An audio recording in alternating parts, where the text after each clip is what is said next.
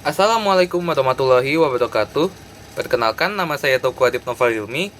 Saya berasal dari N001 Biologi. NIM saya F1C425003. Saya membuat video ini untuk memenuhi tugas UTS dari Pak Ade Adriadi, SSI, MSI. Pencemaran lingkungan adalah kondisi di mana masuknya atau dimasukkannya suatu zat, komponen, energi, atau makhluk hidup ke dalam suatu lingkungan yang dapat menyebabkan turunnya kualitas lingkungan tersebut, yang menyebabkan kurangnya atau tidak berfungsinya lingkungan tersebut sesuai dengan peruntukannya. Bahan-bahan yang menyebabkannya kerusakan terhadap lingkungan tersebut disebut dengan polutan. Polutan dapat merusak kualitas lingkungan di sekitar manusia, mencakup udara, air, dan tanah. Terdapat 5 jenis polusi yang disebabkan oleh polutan-polutan tersebut, yaitu polusi tanah, air, udara, suara, dan cahaya. Kali ini, saya akan membahas tentang polusi udara akibat pembakaran sampah.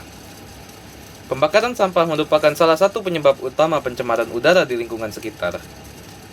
Banyak orang yang masih membakar sampah karena dianggap cara yang tepat, murah, dan mudah untuk menghilangkan tumpukan sampah.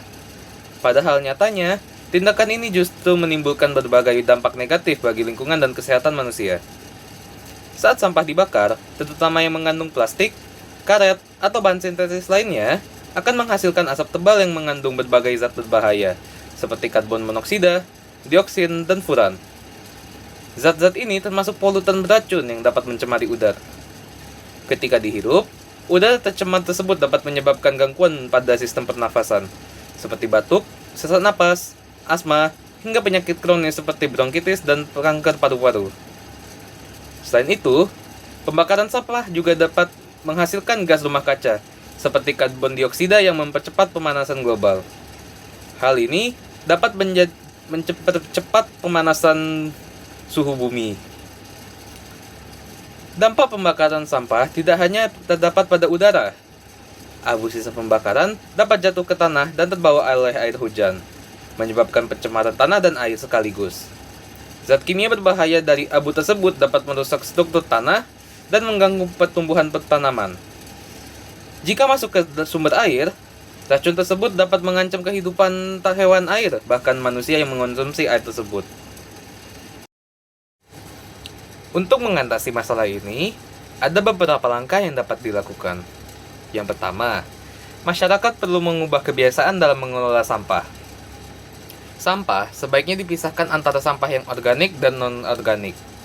Sampah organik seperti sisa makanan, dedaunan, dan lain-lain sebaiknya dijadikan kompos untuk memupuki tanaman-tanaman yang ada.